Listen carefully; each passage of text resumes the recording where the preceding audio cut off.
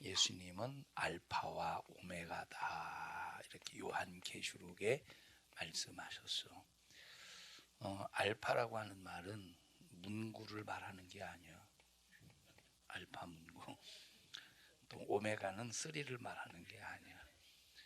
이 알파라고 하는 이 말의 의미는 뭐냐면 헬라어를 이렇게 쭉 헬라어 철자가 있어. 우리나라의 철자는 기역, 니은, 뭘 가나다요 이놈아. 기역, 니은, 디귿, 또 아야, 어여, 우유 이런 철자를 가지고 있듯이 헬라어에도 철자를 가지고 있는데 그 첫 번째 첫 철자가 알파라는 말이야. 대문자, 소문자는 이제 이렇게 사유써. 알파 가장 처음에 시작을 말해줘. 그 다음에 오메가 가장 이 마지막 글자를 말해주지. 그래서 하는 예수님은 알파와 오메가다라고 할 때 이 표현은 은유적인 표현이야. 은유적인. 그래서 예수님은 모든 역사의 시작 그리고 모든 역사의 마감을 하시는 분이 예수님이시다. 다른 말로 말하면 예수님은 역사의 주관자라고 하는 말이야.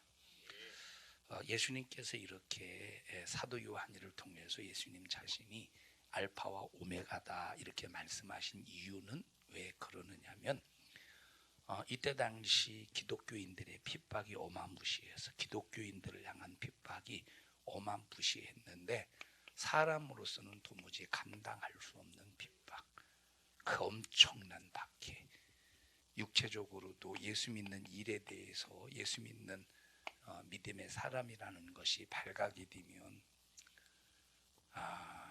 찢겨 죽기지. 완전 살이 찢겨 죽고 맹수에 의해서 찢겨 죽고 그리고 굶어 죽고 경제적으로 힘들어서 생활이 안 되고 이런 심각한 육체적인 그런 어려움과 고난에 처해 있었던 그런 시대적인 그 상황 속에서 눈으로 보여지는 것이 바로 도미티아누스 황제가 로마 제국을 다스리고 로마 제국을 이끌어가고 있으니까 역사의 주관자가 누구로 보이느냐? 바로 도미티아누스 황제가 역사의 주관자로 보이는 거야.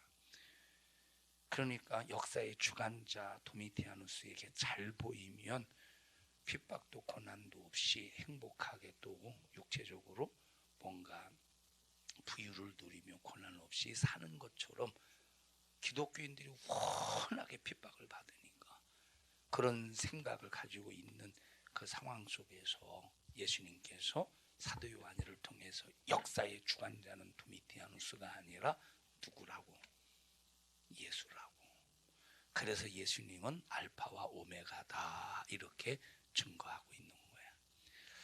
자, 그러면 이런 상황 속에서 지금 기독교인들이 잔인하게 핍박을 받고 있을 때 이 사람들이 예수 때문에 당하는 핍박 가운데서 우리 같으면 감사할 수 있을까?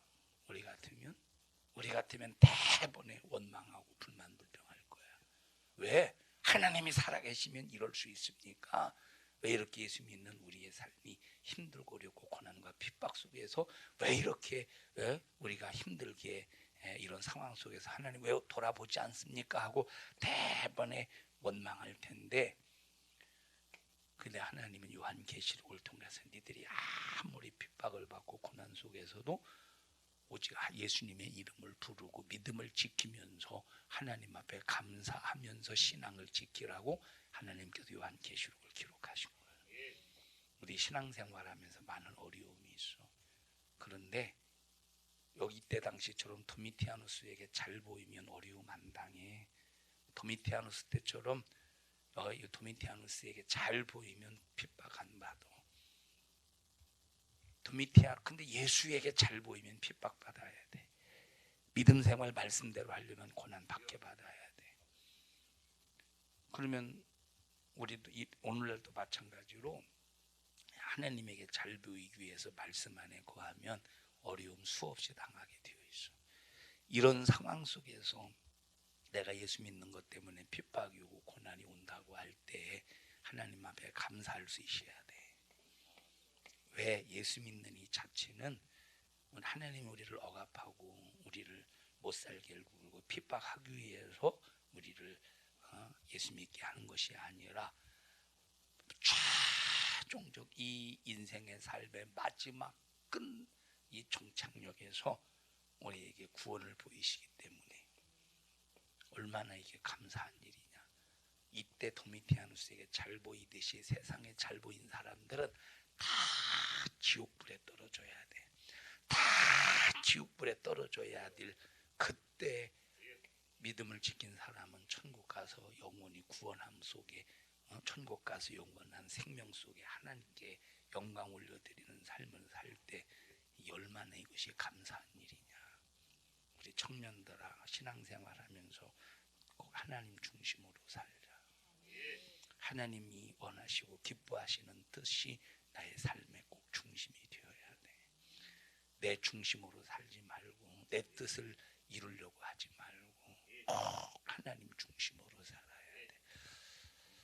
자, 이 목회하다 보면 목사로서의 숙제들이 있어. 어려움들이, 갈등들이 있어. 그게 바로 뭐냐면, 자, 이번에 목사님이 태국에 지난주에 부흥회를 가는 부흥회 설교하고 있는데 어떤 목사님이 손을 들고 질문을 해. 설교하는 중에 우상 숭배에 관해서 다뤄줬거든. 우상의 제물을 먹으면 안 된다. 물어봐서 목사님이 그들에게 우상의 제물을 먹어도 되냐, 먹으면 안 되느냐. 한국 교회에서도 목사님들이 이 두 가지 갈림길에서 먹어도 된다는 사람, 먹으면 안 된다는 사람이 있다. 여러분 우상의 제물을 먹어도 되냐 안 되느냐라고 질문을 딱 던지니까 우상의 제물 먹으면 안 된다고 대답하더라고. 감사하게도.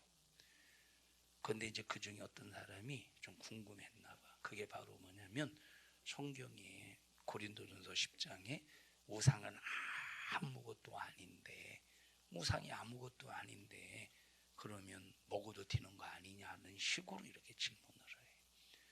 그래서 목사님이 무슨 말을 했느냐면, 야, 여기에서 우상은 아무것도 아니라는 말이 무슨 의미냐면, 지금 이 고린도 교회 성도들이 예수님을 믿기 전에 어떤 습관이 있어서 우상 숭배에 대한 습관이 있어서 이들의 우상 숭배는 딱 세 가지의 행위를 통해서 이 사람들은 그걸 이제 우상 숭배의 하나의 의식으로 이해를 했는데, 하나는 제사, 제물을 잡아서 제사하는 행위고, 또 하나는 제물을 먹는 행위고, 하나는 여사제와 음행하는 그런 일들을 우상 숭배로 보는 거야. 그러니까 이 우상의 제물을 이 먹는 자체는 어디에 참여하는 거야? 우상 숭배에 참여하는 것처럼 똑같이 보는 거야. 근데 이 사람들이 예수님을 믿고도 어떤 습관을 가지고 있느냐면 우상 숭배하는 습관, 우상의 제물을 먹는 습관을 가지고 있는 거야. 자, 그러면서 목사님이 그 설명을 했어. 우리나라에서도 100일이 되면 100일떡을 해서 돌려준다. 우리나라에서는 100일떡의 의미가 100사람이 먹으면 100일이 되었을 때, 태어나서 100일이 되었을 때 100사람이 먹으면 자기 자식이 이제 그 100일떡 먹은 사람에 의해서 이제 축복받는다라고 하는 그 의미 속에서 100일떡 만들어서 돌린다. 근데 예수 믿는 사람이 그럼 그 100일떡 먹는다고 복 받느냐? 한 사람도 복 받는 사람 없었어. 복 받아? 아니잖아. 그러면서 근데 예수 믿는 사람 중에 예수를 믿어도 그런 우상에 대한 습관이 있어서 예수 믿고도 100일떡 만들어서 돌리는 사람이 있다. 아무것도 아닌데 마치 그렇게 하면 자기 자신이 복 받는 것처럼. 그게 우상의 제물에 대한 습관이다. 우상에 대한 습관. 고린도 교회 성도들도 똑같이 이런 우상에 대한 습관이 있어서 우상의 제물을 안 먹으면 마치 큰일 날 것처럼 이런 사람들에게 우상은 아무것도 아니라고 설명하는 거다. 그래서 먹지 말라는 거다. 사람들이 반대로 생각하잖아. 우리나라뿐만 아니라 그 사람들도. 그러면서 기도하고 먹어도 되는 거 아니냐고. 그래서 기도하고 먹어도 된다고 하는 그 말씀이 디모데전서 4장에 나와 있는데 그 말씀도 찾아서 설명해 줘. 그건 그 뜻이 아니다. 이런 뜻이다. 자, 근데 어떤 목사님이 이제 그때 여러분에게 말씀을 드렸나? 금요일 날 얘기했나? 어떤 목사님이 손을 들어서 절밥을 먹는 그런 성도가 가족이 절밥 먹는 성도가 있는데 그런 경우 어떻게 해야 되느냐고 자기는 우상의 제물을 먹지 말라고 가르치기는 하는데 그런 사람들은 어떻게 해야 되느냐고 가르치는 건 정확하게 가르쳐라. 그런데 하나님도 우리를 기다려 주셨다. 기다려 줘라. 하나님의 은혜 안에서 살 수 있도록 기다려 주라고. 자, 이게 목회자의 숙제고 갈등이야. 성도들이 지금 우상의 제물을 먹고 있을 때 안 먹으면 안 돼. 우리는 뭐 우상의 제물 안 먹어도 사 먹으면 되잖아. 라면 먹으면 되잖아. 라면 먹으면 되잖아. 그런데 저 사람들은 저게 지금 죽느냐 사는 문제야. 저 사람들이 먹는 문제는 저 사람들은 저게 죽느냐 사느냐 하는 문제야. 죽느냐 사느냐 하는 문제. 자, 그러니까 목회자는 만약에 그 죽느냐 사느냐 하는 문제 속에서 그러면 어쩔 수 없죠. 우상의 제물 먹어도 됩니다. 그렇게 가르치면 되겠어? 절대 안 되지. 하나님 말씀대로 가르치되 하나님 말씀대로 가르치되 그를 위해서 끝까지 돌아올 때까지 말씀 위에 설 수 있을 때까지 기다려줄 줄 알아야 된다는 거예요. 이 말은 무슨 말이냐? 우리 신앙생활은 절대 세상과 타협할 수 없다는 거예요. 우리 청년들이 신앙생활하면서 하나님의 은혜로 사는 거 이건 절대적이야. 지금 우리가 하나님의 은혜로 살고 있잖아. 근데 하나님의 은혜로 살고 있는데 세상 방법으로 살려고 하지 말고 하나님의 방법으로 살 때 육체적으로 어려움이 있어. 그럼에도 불구하고 하나님께 다 맡겨버리고 감사하면서 신앙생활할 수 있는 우리 청년들이 되기를 바랍니다. 합심해서 기도할 때 하나님 나 말씀 안에서 예수 중심으로 신앙생활할 수 있게 해주시고 하나님 앞에 어떤 일이 있어도 감사하는 신앙생활이 되게 하여 주시옵소서. 우리 주여 3번 부르고 기도합니다. 주여 주여 주여. 하나님 고맙습니다. 우리 청년들 바른 신앙관 가지고 하나님께 영광을 올려드리게 하여 주시옵소서. 나사렛 예수님의 이름으로 명령하노니 신앙생활 방해하는 회방하는 원수는 예수 이름의 권세 앞에 떠나갈지어다. 떠나갈지어다. 떠나갈지어다. 하나님 우리 청년들 바른 믿음으로 승리하게 하옵소서. 이 시간 주의 만찬합니다. 예수의 살과 피를 먹고 마시며 하나님께 영광이 되게 하옵소서. 예수님 이름으로 기도합니다. 아멘.